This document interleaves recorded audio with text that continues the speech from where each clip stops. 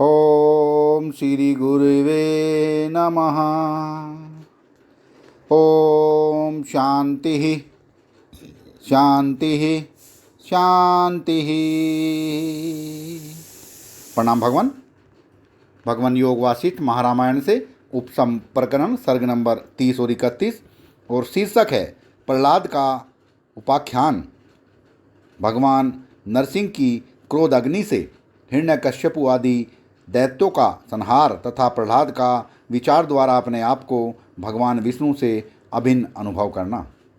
सत्संग लेते हैं। भगवान श्री वशिष्ठ जी कहते हैं, श्री राम जैसे दैत्यराज प्रहलाद अपने आप सिद्ध हो गए थे, ज्ञान प्राप्ति के उस उत्तम क्रम का मैं वर्णन करता हूँ। सुनो। पाताल लोक में हिरण्यकश्यपु नाम से प्रसिद्ध एक दैत्य था, जिसका पराक्रम भगवान नारायण के समान था। उसने युद्ध भूमि में देवताओं और असुरों को भी मार भगाया था। उसने समस्त भुवनों पर आक्रमण किया और इंद्र के हाथ से त्रिलोकी का राज्य छीन लिया। वह देवताओं और असुरों को परास्त करके तीनों लोकों का राज्य करने लगा। त्रिभुवन के साम्राज्य पर शासन करते हुए उस असुरराज ने यथा समय बहुत से पुत्र उत्पन्न किए। जैसे बहुमूल्य मणियों में कौस्तुभ प्रधान है, उसी प्रकार उन सभी पुत्रों में प्रहलाद नामक बलवान पुत्र प्रधान हुआ। इससे हिरण्यकश्यपु का गर्व और बढ़ गया। उसका आक्रमण जनित ताप उत्तरोत्तर बढ़कर तीनों लोकों को उसी तरह तापने लगा, जैसे प्रलय काल के 12 सूर्य अपनी किरणों की नूतन प्रभा से समस्त भुवनों को संतप्त कर देते हैं। उसके आक्रमण से सूर्य और चंद्र आदि देवता खिन्न उठे। उन सब ने ब्रह्मा जी से उस दैत्यराज के वध के लिए प्रार्थना की, क्यों न हो किसी के बारंबार किए जाने वाले दुष्कर्म या अपराध को महापुरुष भी सहन नहीं कर सकते। तदंतर लक्ष्मीपति भगवान विष्णु ने नरसिंह रूप धारण करके जोर शोर से धारते हुए उस महान असुर को उसी प्रकार मार डाला जैसे हाथी कट शब्द के साथ घोड़े को मार डालता है। भगवान नरसिंह के नख दिग्गजों के दांतों के समान सुदृढ़ एवं व्रज आदि के समान भयंकर थे। उनकी चमकीली दंत पंक्ति सुस्थिर विधुलता के समान शोभा पा रही थी। उनका क्रोध तीनों लोकों के दग्ध करने के लिए प्रज्वलित हुई प्रलय अग्नि के समान जान पड़ता था।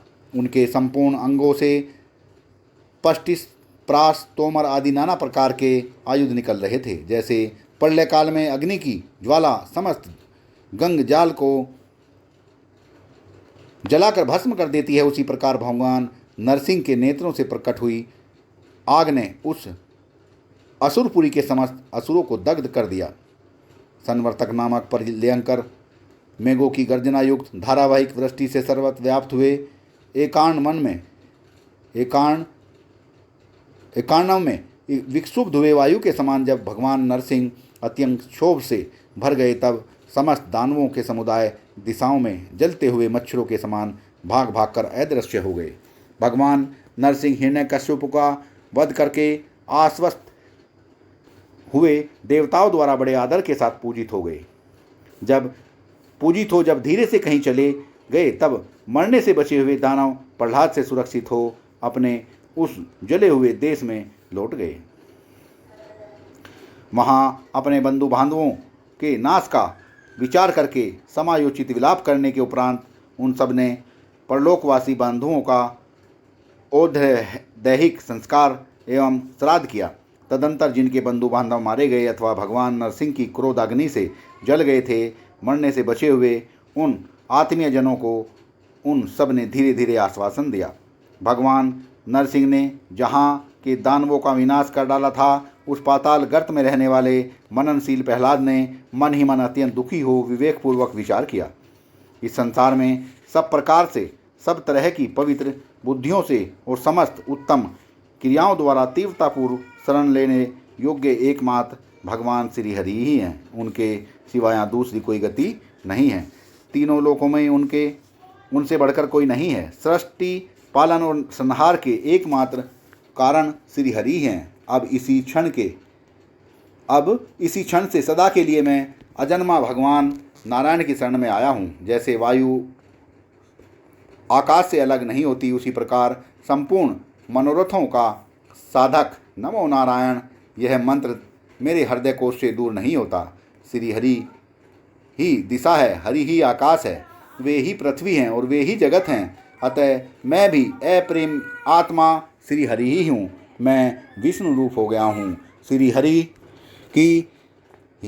ही प्रहलाद नाम से प्रकट है। मुझे आत्मा से श्री हरि भिन्न नहीं है, मुझ आत्मा से श्री हरि भिन्न नहीं है। मेरे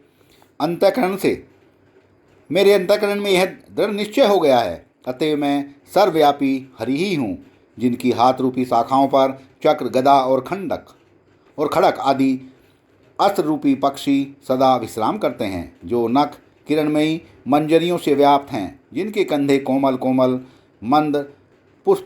मंद्रा पुष्प की मालाओं से अलंकृत हैं। वे महान मरकत मणिमय वृक्षों के समान ये मेरी 4 भुजाएं सुशोभित हो रही हैं, जिनके बाजूबंद समुद्र मंथन के समय मंद्राचल की रगड़ से घिस गए थे। ये सदा क्रमशः शीतल एवं उष्ण रहने वाले 2 देवता चंद्रमा और सूर्य, जिन्होंने संसार को प्रकाशित किया है, मेरे मुखमंडल के 2 नेत्र हैं।